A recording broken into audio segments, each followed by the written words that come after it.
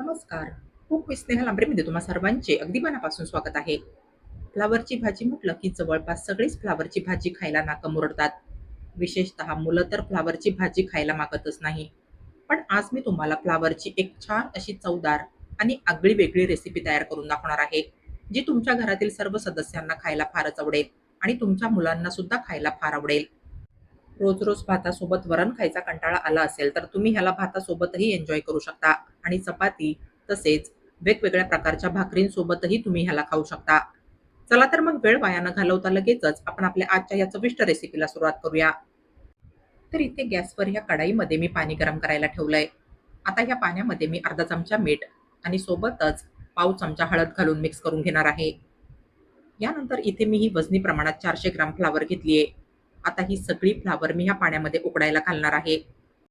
फ्लावरच्या फोडी ह्या तुम्ही हव्या तेवढ्या लहान मोठ्या साईजच्या घेऊ शकता. बस या फ्लावरच्या फोडी आपल्याला या पाण्यामध्ये छान सॉफ्ट होईपर्यंत उकडून घ्यायच्या आहे. कढाईवर घट्ट झाकण ठेवून ह्यांना फुल फ्लेमवर 6 ते 7 मिनिट उकडून घ्यायचंय. फ्लावरच्या फोडी पाण्यात उकडून घेतल्यानंतर आता ह्या सगळ्या फोडी मी ह्या पाण्यामधून काढून घेणार आहे. ह्या ज्या फ्लावरच्या फोडी आहे, ह्यांना पाण्यामधून काढून एखाद्या गाळणीमध्ये ठेवायचंय. म्हणजे ह्यांच्यातलं जे पाणी आहे ते पूर्णपणे निथळेल.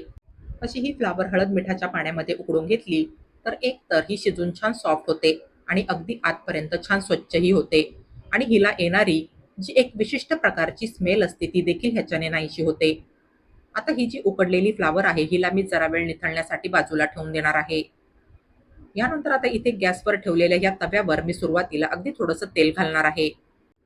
आता या तेलामध्ये मी ह्या 4 सुक्या लाल मिरच्या हलक्याशा फ्राय करून घेणार आहे. मंद आचेवर साधारण 2 मिनिट यांना छान कुरकुरीत आणि खमंग होईपर्यंत फ्राय करून घ्यायचंय आणि मग लगेचच ह्यांना तव्यावरून काढून घ्यायचंय.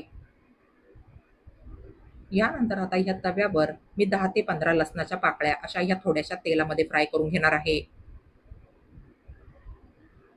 लसूण छान तांबूस रंगावर फ्राय करायचा आहे. हे पहा, लसूण असा हलकासा तांबूस रंगावर फ्राय करून घेतला की ह्याला देखील आपण ह्या तव्यावरून काढून घेणार आहोत. यानंतर आता ह्या तव्यावर मी 2 लांबट चिरलेले कांदे परतायला घालणार आहे. हा कांदा देखील आपण ह्या तव्यावर परतून घेणार आहोत. गरजेप्रमाणे थोडंसं तेल घालून कांदा छान हलक्या गुलाबी रंगावर परतून घ्यायचा आहे. कांदा परतत असताना गॅसची फ्लेम मात्र फुल करायची आहे आणि फुल फ्लेमवर कांदा असा छान हलक्या गुलाबी रंगावर परतून घ्यायचा आहे. आता हा परतलेला कांदा देखील मी ह्या तव्यावरून काढून घेणार आहे. परतलेला कांदा तव्यावरून काढून घेतल्यानंतर आता या तव्यावर मी टोमॅटोच्या फोडी ठेवणार आहे. 4 छोट्या साईजच्या टोमॅटोच्या फोडी मी अशा ह्या तव्यावर ठेवणार आहे.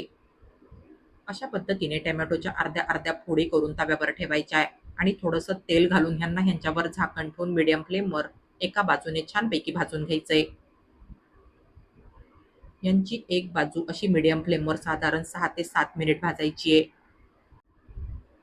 टोमॅटो असे वाफून निघाले की ह्यांच्यावरची साल अगदी सहज निघते. तेव्हा ह्यांना पलटी करण्या अगोदर ह्या टोमॅटोंवरची साल काढून घ्यायची आहे.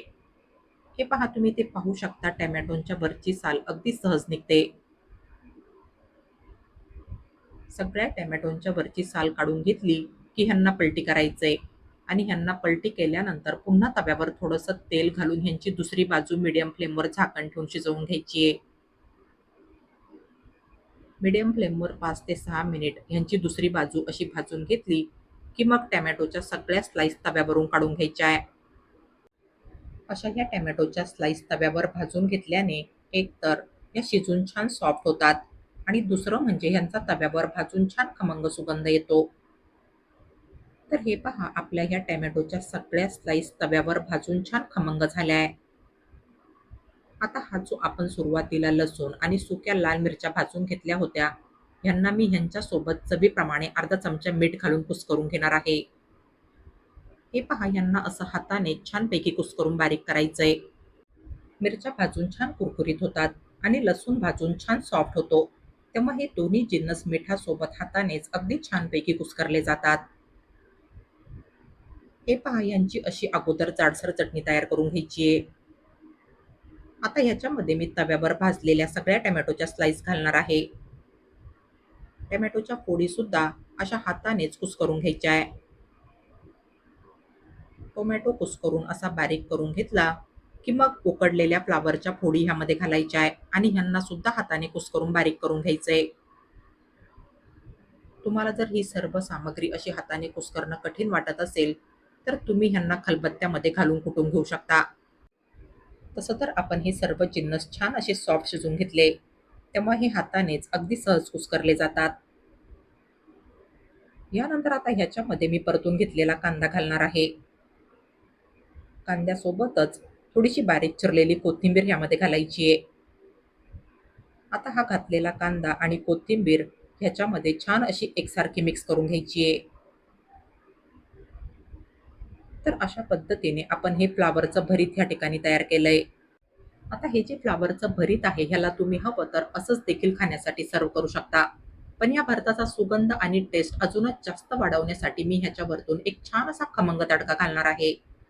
तर तडका पॅनमध्ये 4 चमचे तेल गरम केलं, की त्यामध्ये अर्धा चमचा मोहरी घालायची आहे.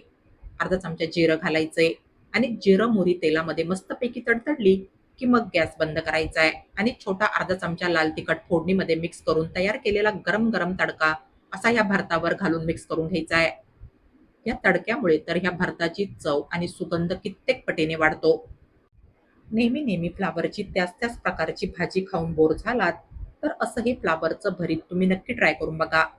हे फ्लावरचं भरीत खाण्यासाठी एवढं टेस्टी लागतं, की फ्लावरच्या नावाने नाकं मुरडणारे सुद्धा ह्याला अगदी आवडीने खातील.